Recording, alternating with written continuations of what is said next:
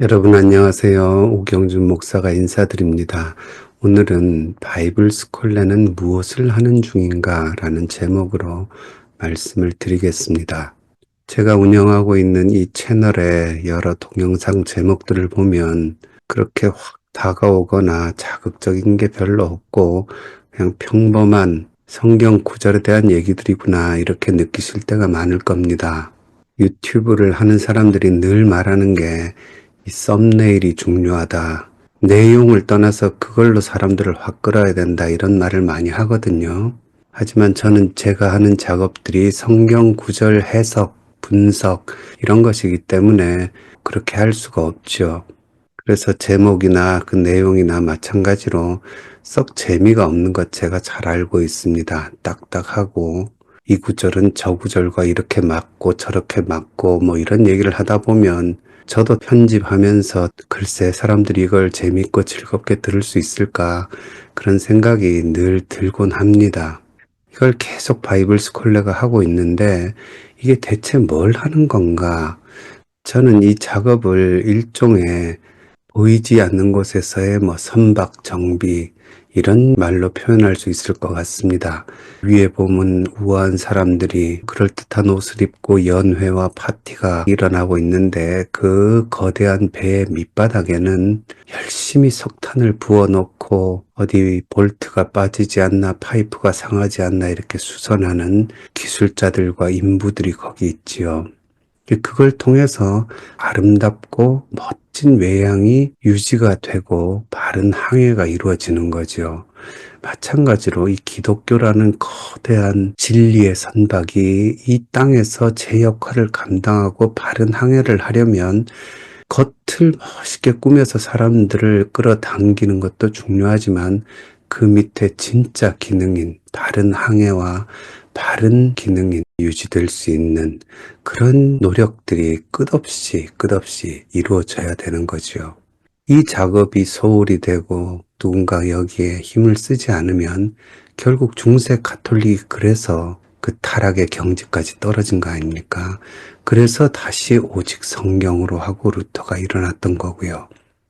그 작업이 지속적으로 지금 우리 개신교 안에 일어나기를 바라는 마음, 그게 이 바이블 스콜레의 기본 정신입니다.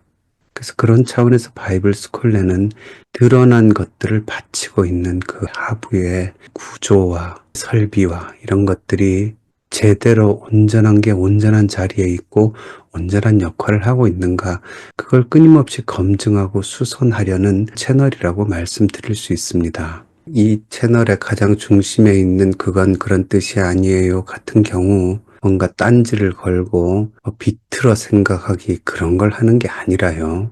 말 그대로 우리에게 주어진 너무나 당연하게 사용하고 있는 성경 해석과 성경 이해들이 정말 그것이 그러한가 배려할 사람들처럼 검증하고 잘못된 것이면 잘못되었다고 교정하는, 수선하는 그런 작업을 함으로써 이 기독교 전체가 올바른 항해를 할 수 있게 만드는 역할을 하려고 하는 겁니다. 그래서 그건 그런 뜻이 아니에요가 지금 1권이 나왔잖아요.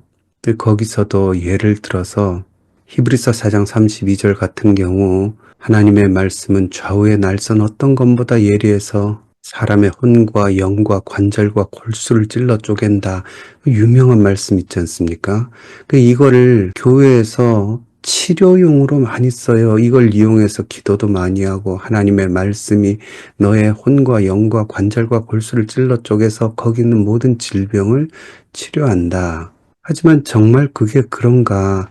그래서 그 말씀을 분석해 보면 치료하신다는 말씀이 아니라 하나님의 말씀이 이때 심판의 도구가 되는 겁니다. 사람의 온 존재 자체에 구석구석 그 혼과 영과 관절 모든 곳에 숨어있는 죄를 다 들춰내신다.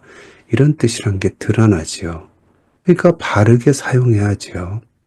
하나님의 말씀을 해석할 때 짝이 있다. 말씀에는 짝이 있어서 짝을 찾으면서 해석해야 된다. 그런 이야기들을 강단에서 공공연히 많이 했어요. 구약의 이사야 34장 16절에 여호와의 책을 자세히 살펴보라. 그 중에 하나도 짝이 없는 게 없다. 이제 그걸 잘못 읽은 거예요. 옛날 개역 성경에. 근데 그게 결론은 뭐냐면 짝이 없는 거는 그 폐허에 모여든 짐승들이 너무 많아서 다 짝을 이루고 산다는 그 짐승들의 짝을 얘기하는 것. 그걸 잘못 읽어서 그런 코미디 같은 말들이 온 교회에 그렇게 퍼졌던 사건이라고 할 수 있죠. 그러니까 그걸 교정을 해야죠. 로마서의 토기장이 비유.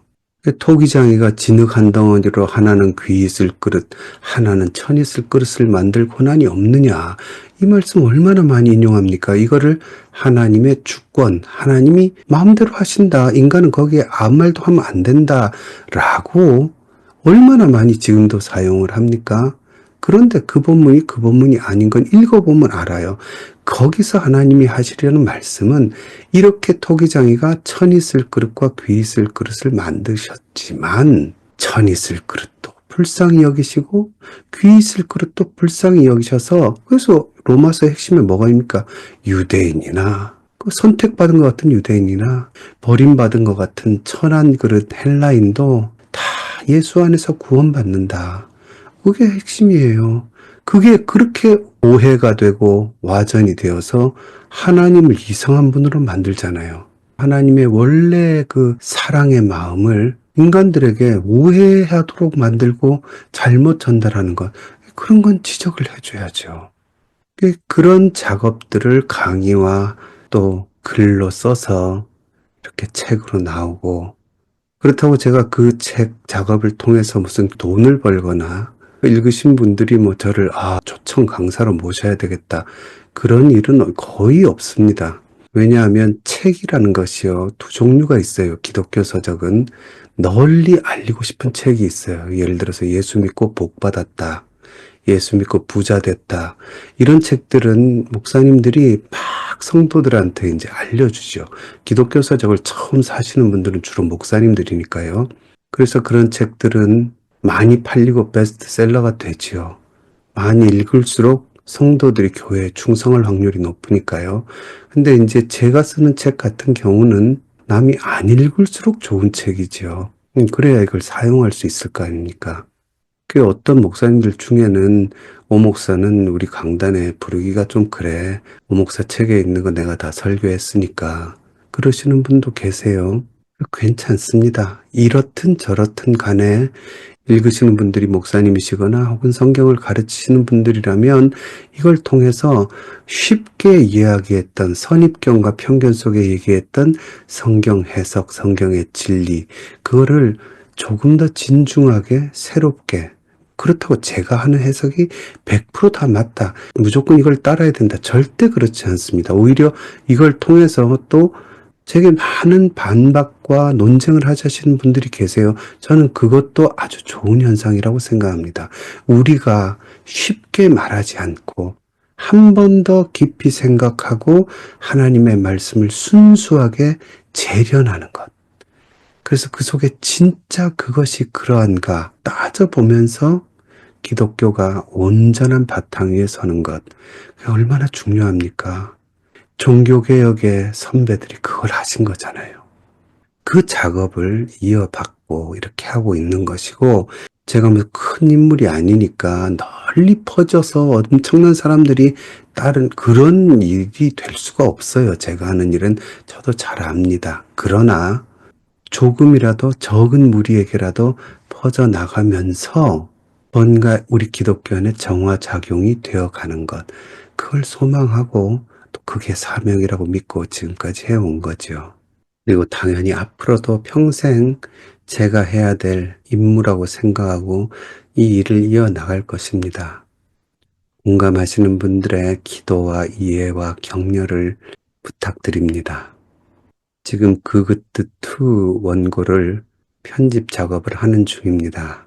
이제 좀 있으면 책으로 나올 건데 소망하기는 제가 죽기 전까지 이 그것뜻을 한 시리즈 50권까지 쓸 수 있으면 좋겠다 싶은데 그게 이루어지도록 여러분도 기도해 주시고 응원해 주시기를 바랍니다.